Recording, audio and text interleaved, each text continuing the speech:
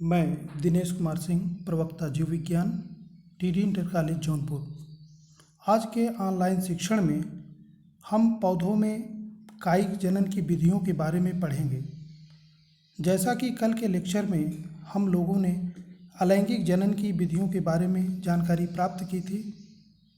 जैसे कि अलैंगिक जनन को एकल जीव जनन बताया गया था, उसी तरह कायिक जनन भी एक ही जनक के द्वारा संतान उत्पन्न करने की विधि होती है।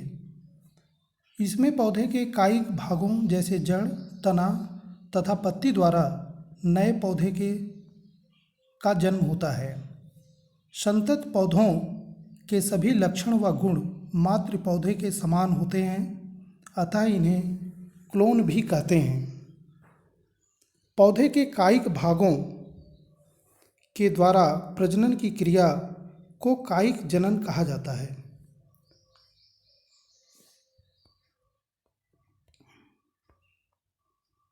कायिक जनन मुख्यतः दो विधियों के द्वारा होता है। पहला प्राकृतिक विधि, दूसरा कृत्रिम विधि। प्राकृतिक कायिक जनन के अनेक प्रकार होते हैं, जैसे जड़ों के द्वारा, तना के द्वारा और पत्र प्रकलिकाओं के द्वारा और पत्तियों के द्वारा। तो इस प्रकार से जड़ों के द्वारा कायिक जनन की विधियों के बारे में हम लोग पहले जानेंगे।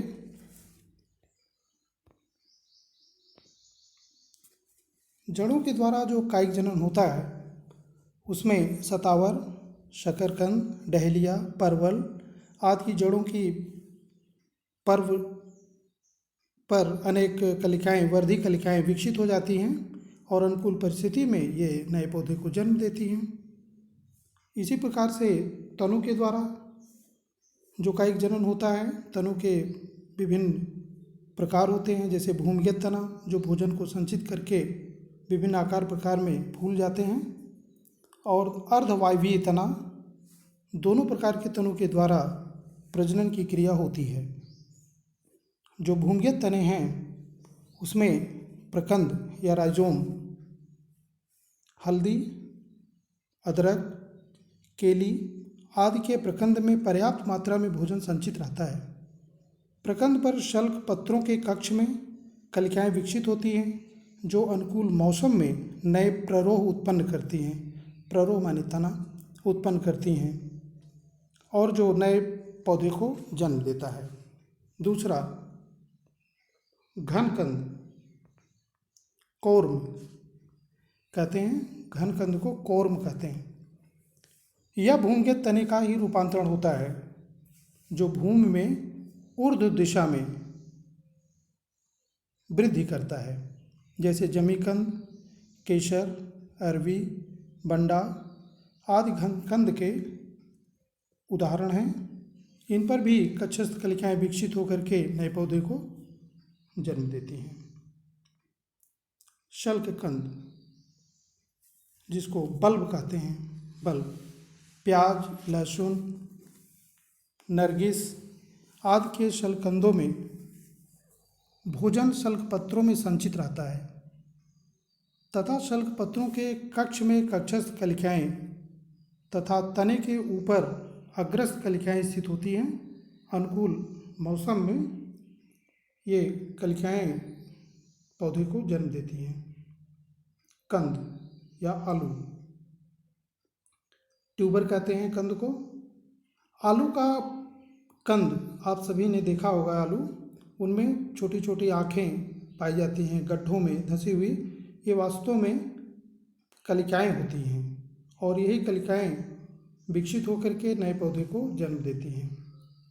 अंतःभूस्थारी, ये तने के रूपांतरण होते हैं, जैसे पुदीना, गुलदाउदी आदि के अंतःभूस्थारी में शकर में मुख्य तने के भूमिगत भाग से शाखाएं निकलती हैं, तो जो थोड़ा सा जमीन के अंदर जाकर के तिरछी होकर भूमि के बाहर निकल आती हैं और नए पौधे को वो जन्म दे देती हैं। ऊपर भूस्थारी या रनर कहते हैं।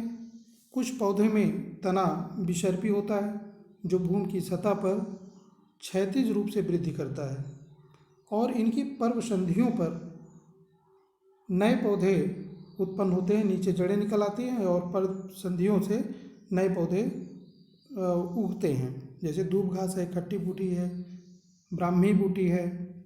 इस प्रकार से भूअस्तारी स्टोलन कहते हैं। स्टोलन झुमुक लता, अरवी, केला, बेला, चमेली आदि के भूअस्तारी में पर्व संधियों से अपस्थानिक जड़ें वायवीय प्ररोह बनाती हैं जो स्वतंत्र पौधे के रूप में विकसित होता है। इन चित्रों में उनके विभिन्न रूप और उदाहरण दिए हुए हैं। जैसे अरवी का घनकंद है, ये अरवी का, आलू का कंद है, ये अदरक का प्रकंद है और ये बल्ब है प्याज का।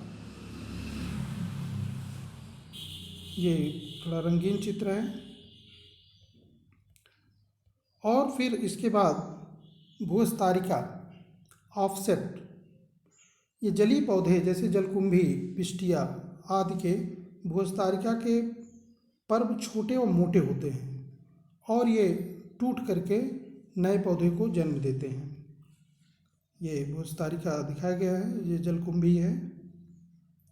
पत्र प्रकलिका या बल्बिल्स के द्वारा ये रतालू और खट्टी बूटी में इस प्रकार का प्रजनन पाया जाता है। वे कलिकाएं जिनमें खाद्य पदार्थ संचित रहते हैं पत्र प्रकलिकाएं कहलाते हैं और यही पत्र प्रकलिकाएं नए पौधे को जन्म देती हैं। पत्तियों के द्वारा प्रजनन, कुछ पौधों में खाद्य पदार्थ पत्तियों में संचित हो जाता है और अनुकूल मौसम में इन पर विशेष प्रकार की कलिकाएं विकसित होती हैं जिन्हें अपस्थानिक कलिकाएं कहते हैं। जब ये पत्तियां पौधे से अलग होकर भूमि पर गिर जाती हैं तब यही कलिकाएं वृद्धि करके नए पौधे को जन्म देती हैं, जैसे अजूबा और बिग्नोनिया। ये इसके बढ़िया उदाहरण हैं, चित्र दिया हुआ है, इसमें अजूबा और बिग्नोनिया के चित्र बनाए गए हैं। और इसके बाद कृत्रिम कायिक प्रवर्धन आता है।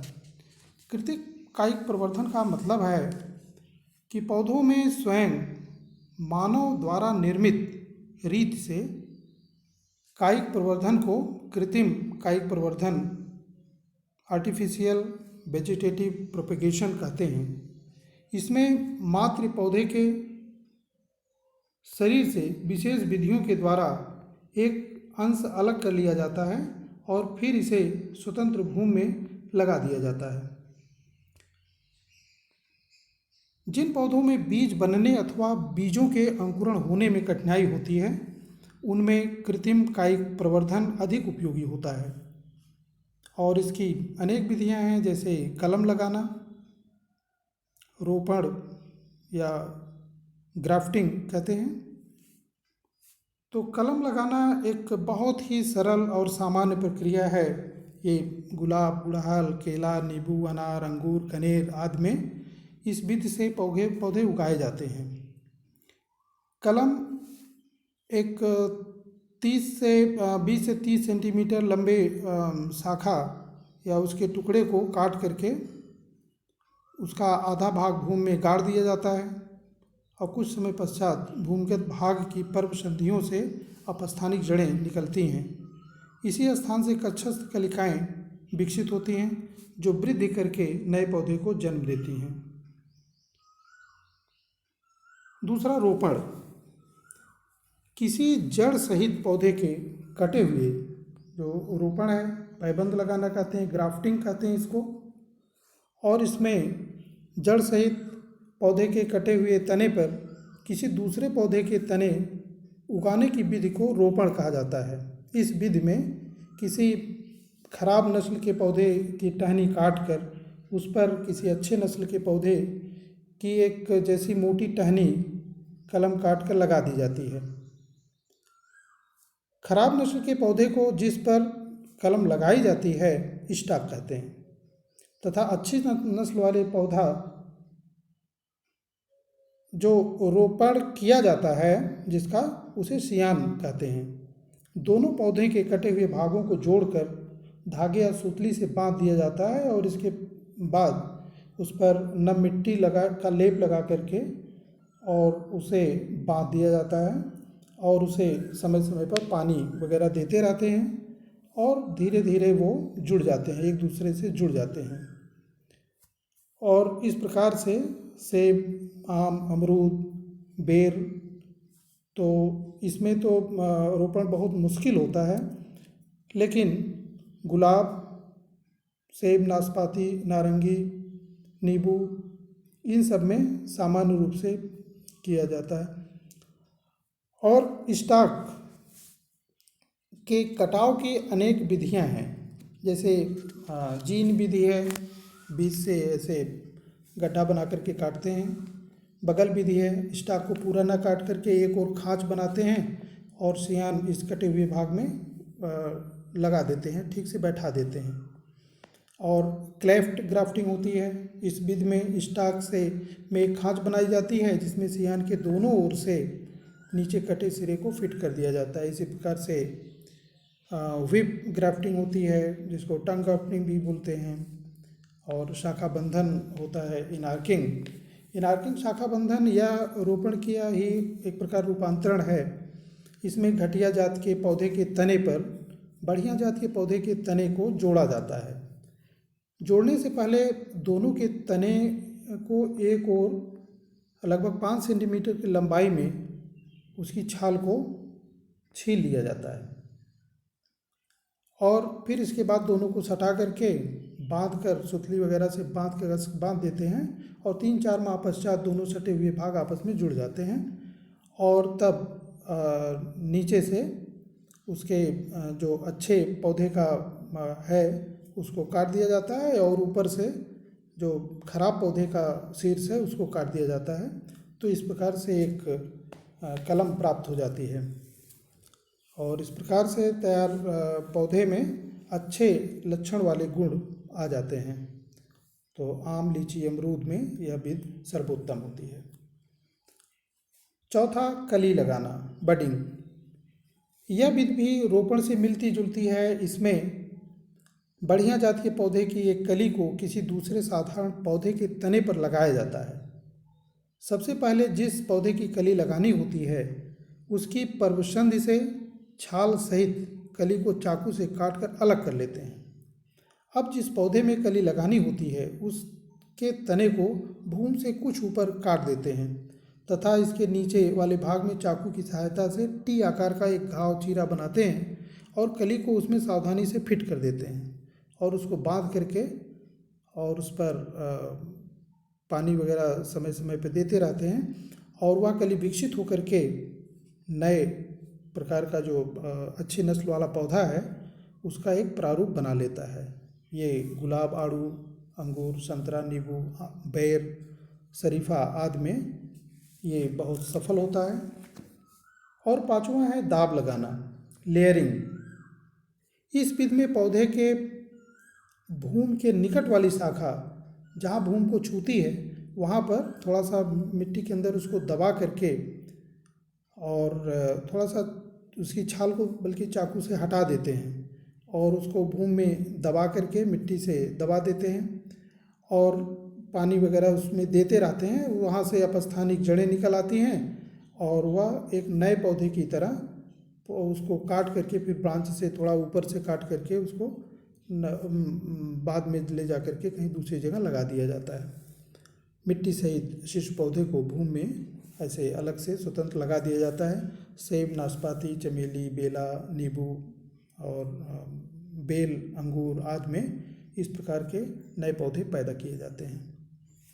और अंतिम है गूटी बंधन, गूटिंग, बंद लगाना भी कहते हैं। यह दाब लगाने की विधि का ही एक परिवर्तित रूप है। इस विधि का प्रयोग वृक्षों की अधिक ऊंचाई पर स्थित शाखाओं पर किया जाता है जहाँ पर दाब विधि का प्रयोग नहीं हो पाता है। इसमें वृक्ष की एक स्वतंत्र शाखा को चाकू से थोड़ा उसकी छाल हटा लेते हैं, कटे हुए भाग पर गीली मिट्टी लपेटकर मोटे कपड़े या टाट द्वारा उसको बांध देते हैं। इसे गूटी कहते हैं। मिट्टी की को नम रखने के लिए ऊपरी शाखा पर एक छोटा घड़ा पानी से भर करके लटका देते हैं। उसमें थोड़ा सा छेद उसके पेदी में करके रस्सी बांध देते हैं, जिससे पानी टपकता रहता है उस गूटी पर। और कुछ समय के पश्चात वहाँ से जड़ें निकलने लगती हैं और फिर इसके बाद उस जड़ वाले शाखा को मुख्य पौधे से काट कर अलग कर लिया जाता है और उसको अलग से रोपण कर दिया जाता है। बाद में लगा दिया जाता है, उसको कहीं मिट्टी में ले जा कर के लगा देते हैं। बच्चों, कायिक प्रवर्धन का तो कुछ विशेष लाभ है और कुछ उसकी हानियाँ भी हैं। कायिक प्रवर्धन द्वारा बहुत तेज़ी के साथ पौधों का विकास किया जा सकता है। क्विक जंगल, बहुत तेज़ी के साथ जंगल का विकास कर सकते हैं, अपनी बागवानी का विकास कर सकते हैं। और ऐसे पौधे जो बीज नहीं उत्पन्न करते हैं या उनमें बीज बहुत देर से उत्पन्न होता है, उनमें अंकुरण नहीं होता है, ऐसे पौधों जैसे केला, अंगूर, अनानास, गन्ना आदि में, तो ऐसे पौधों को केवल कायिक प्रवर्धन के द्वारा ही उगाया जा सकता है। पौधों की ये तो इसकी अच्छाइयाँ हैं, उसकी उसमें लाभ हैं। उसका पौधों की उत्पत्ति निश्चित होती है। अगर हम खराब नस्ल का कोई पौधा है और इस आर्टिफिशियल मेथड से हम उसको चाहें तो अच्छा पौधे में बदल सकते हैं, अच्छी नस्ल के पौधे में हम उसको परिवर्तित कर सकते हैं, बदल सकते हैं। कायिक प्रजनन की कुछ अपनी हानियाँ भी होती हैं, क्योंकि ये क्लोन होता है और उसमें जैव विकास की संभावनाएं बिल्कुल नहीं होती, नई जातियाँ उत्पन्न नहीं हो सकती हैं और इस प्रकार से कायिक प्रवर्धन द्वारा उत्पन्न पौधों में कुछ समय पश्चात ह्रास होने लगता है। ऐसे लैंगिक उद्दीपनों, सेक्सुअल स्टिमुलाई के अभाव के कारण होता है।